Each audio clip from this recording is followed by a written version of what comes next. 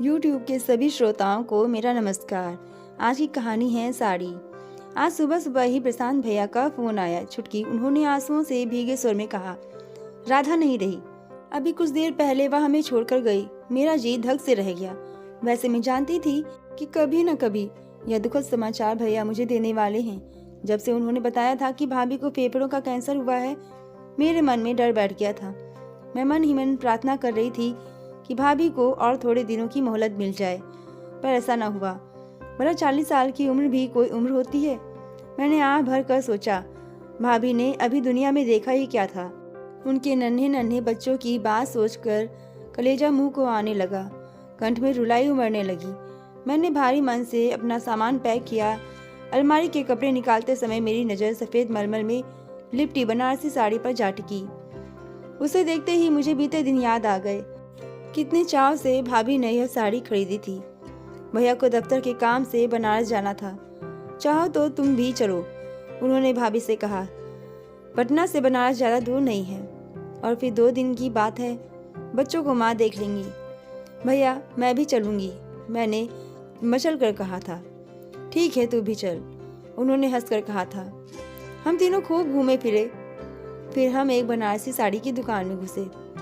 बनारस आओ और बनारसी साड़ी न खरीदो, या हो ही नहीं सकता, भैया बोले। भाभी ने काफ़ी साड़ियाँ देख डाली। फिर एक गुलाबी रंग की साड़ी पर उनकी नज़र गई तो उनकी आंखें चमक उठीं, लेकिन कीमत देखकर उन्होंने साड़ी परे सरका दी। क्यों, क्या हुआ? भैया ने पूछा।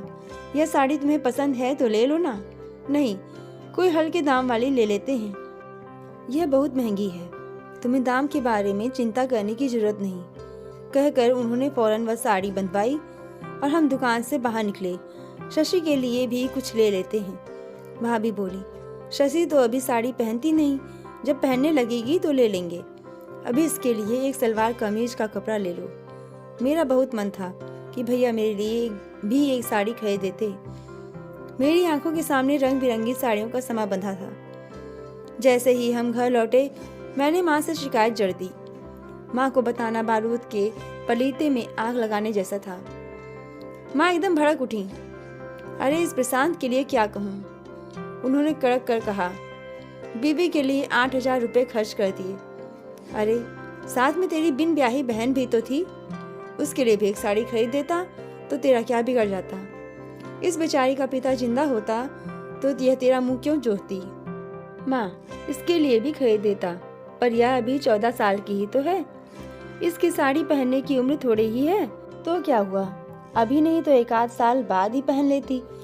बीवी के ऊपर पैसा फूकने को हरदम तैयार।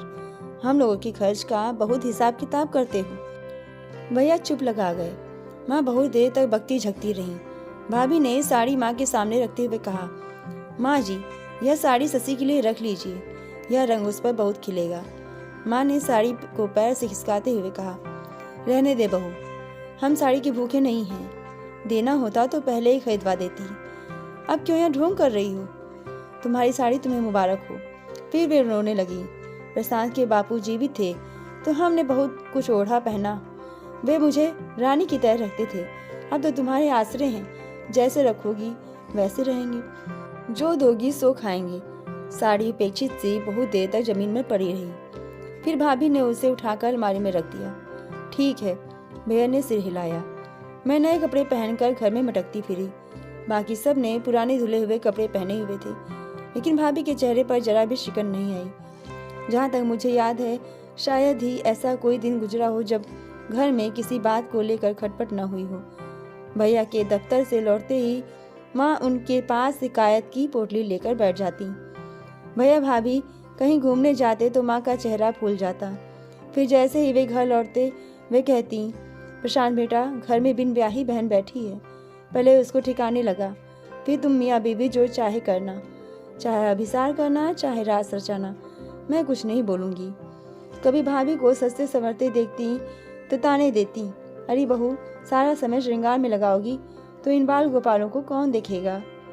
कभी भाभी को बन ठन कर बाहर जाते ही देख मुँह बिचकाती और कहती, 3 बच्चों की माँ हो गई पर अभी भी साज श्रृंगार का इतना शौक। इधर भैया भाभी को सस्ते संवरते देखते तो उनका चेहरा खिल उठता।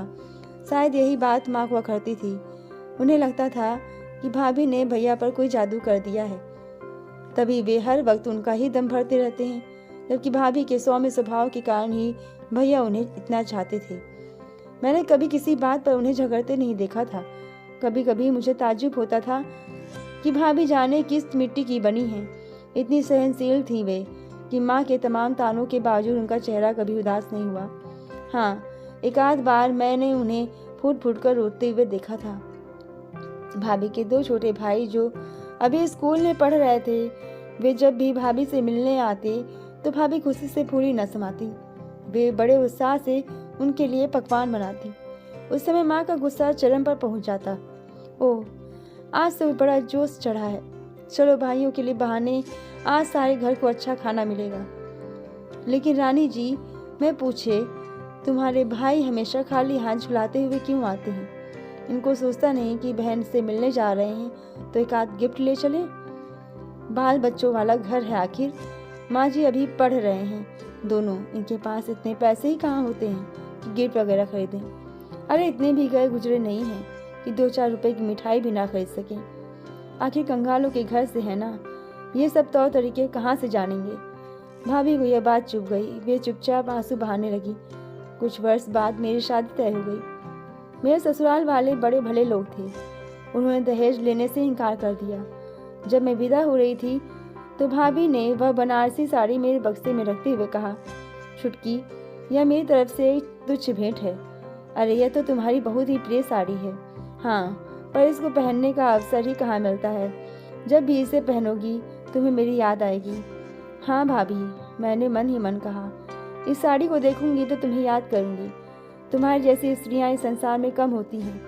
इतनी सहिष्णु, इतनी उदार, कभी अपने लिए कुछ मांगा नहीं, कुछ चाहा नहीं, हमेशा दूसरे के लिए खटती रही, बिना किसी प्रकार की उपेक्षा किए। मुझे उनकी महानता का तब एहसास होता था जब वे अपने प्रति होते अन्याय को नज़रअंदाज कर जाती। मेरे ससुराल में भरा पूरा परिवार था। 2 नंदी, 1 लाडला देवर, सास ससुर, हर नए ब्याहे जोड़े की तरह मैं और मेरे पति भी एक दूसरे के साथ ज़्यादा से ज़्यादा समय बिताने की कोशिश करते। शाम को जब मेरे पति दफ्तर से लौटते तो हम कहीं बाहर जाने का प्रोग्राम बनाते। जब मैं बन ठन कर तैयार होती तो मेरी नज़र अपनी ननद पर पड़ती, जो अक्सर मेरे कमरे में ही पड़ी रहती और टकटकी बांधे मेरी ओर देखती रहती। वह मुझसे 1000 सवाल करती। कौन सी साड़ी पहन रही हो? कौन सी लिपस्टिक लगाओगी? मैचिंग चप्पल निकाल दूं क्या? इत्यादि। बाहर की ओर बढ़ते मेरे कदम थम जाते। सुनो जी, मैं अपने पति से फुसफुसाकर कहती, सीमा को भी साथ ले चलते हैं। ये बेचारी कहीं बाहर निकल नहीं पाती और घर में बैठी बोर होती रहती है। अच्छी बात है, ये बेमन से कहते, जैसा तुम ठीक समझो। मेरी सास के कानों में यह बात पड़ती तो वे बीच में ही टोक देती, सीमा नहीं जाएगी तुम लोगों के साथ। उसे स्कूल का ढेर सारा होमवर्क करना है और उसको ले जाने का मतलब है टैक्सी करना, क्योंकि मोटरसाइकिल पर 3 सवारियां नहीं जा सकती। सीमा भुनभुनाती, मुंह फुलाती, अपनी माँ से हुज्जत करती, पर सास का फरमान कोई टाल नहीं सकता था। मैं मन ही मन जानती थी कि मेरी सास जानबूझकर सीमा को हमारे साथ नहीं भेजती थी और उसे घर के किसी काम में उलझाए रखती थी। मैं मन ही मन उनका आभार मानती। एक बार मेरे भैया मुझसे मिलने आए थे। माँ ने अपने सामर्थ्य पर कुछ सौगात भेजी थी। मेरी सास ने उन वस्तुओं की बहुत तारीफ की और घर भर को दिखाया। फिर उन्होंने मुझसे कहा, बहू, बहुत दिनों बाद तुम्हारे भाई तुमसे मिलने आए हैं। तुम अपनी निगरानी में आज का खाना बनवाओ और उनकी पसंद की चीज़ें बनवा कर उन्हें खिलाओ। मेरा मन खुशी से नाच उठा। उनके प्रति मेरा मन आदर से झुक गया।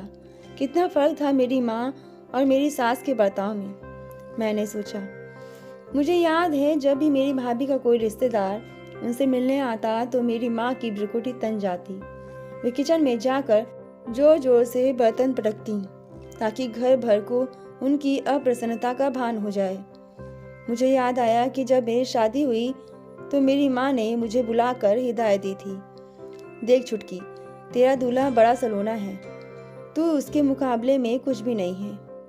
मैं तुझे चेताई देती हूँ कि तू हमेशा उनके सामने बन ठन कर रहना, तभी तू उनके मन को जीत पाएगी। मुझसे कहे बिना नहीं रहा गया। लेकिन भाभी को तो तुम हमेशा बनने संवरने पर टोका करती थी। वह और बात है, तेरी भाभी कोई नई नवेली दुल्हन थोड़े ना है, बाल बच्चों वाली है, माँ मुझसे बोली। इसके विपरीत मेरी ससुराल में जब भी कोई त्योहार आता तो मेरी सास आग्रह करके मुझे नई साड़ी पहनाती और अपने गहनों से सजाती। वे सबसे कहती फिरती, मेरी बहू तो लाखों में एक है। इधर मेरी माँ थी जिन्होंने भाभी को तिल तिल जलाया था, उनकी भावनाओं की अवहेलना की, उनके जीवन में जहर घोल दिया था। ऐसा क्यों किया था उन्होंने? ऐसा करके न केवल उन्होंने मेरे भाई की सुख शांति भंग कर दी थी, बल्कि भाभी के व्यक्तित्व को भी पंगु बना दिया था। मुझे लगता है भाभी अपने प्रति बहुत ही लापरवाह हो गई थी। उनमें जीने की इच्छा ही मर गई थी। यहाँ तक कि जब कैंसर जैसी जानलेवा बीमारी ने उन्हें धर दबोचा, तब भी उन्होंने अपनी परवाह न की, न घर में किसी को बताया कि उन्हें इतनी प्राणघातक बीमारी है। जब भैया को भनक लगी तब तक बहुत देर हो चुकी थी। जब मैं घर पहुंची तो भाभी की अर्थी उठने वाली थी। मैंने अपने बक्से से बनारसी साड़ी निकाली और भाभी को पहना दी। ये क्या कर रही है छुटकी? माँ ने कहा। थोड़ी देर में तो सब राख होने वाला है, होने दो, मैंने रुक्षता से कहा। मुझे भाभी की वह छवि याद आई जब वे वधू के रूप में घर के द्वार पर खड़ी थीं। उनके माथे पर गोल बिंदी सूरज की तरह दमक रही थी। उनके होठों पे सलज्ज मुस्कान थी। उनकी आंखों में हजार सपने थे। भाभी की अर्थी उठ रही थी। माँ का रुदन सबसे ऊंचा था। वे गला फाड़ फाड़ कर विलाप कर रही थी। भैया एकदम काट हो गए थे। उनके दोनों बेटे रो रहे थे, पर छोटी बेटी नेहा, जो भी 4 साल की ही थी, चारों ओर अबोध भाव से टुकुर टुकुर देख रही थी। मैंने उस बच्ची को गोद में उठा लिया और भैया से कहा, लड़के बड़े हैं, कुछ दिनों में बोर्डिंग में पढ़ने चले जाएंगे, पर यह नन्ही सी जान है जिसे कोई देखने वाला नहीं है। इसको तुम मुझे दे दो, मैं इसे पाल लूंगी और जब कहोगे वापस लौटा दूंगी।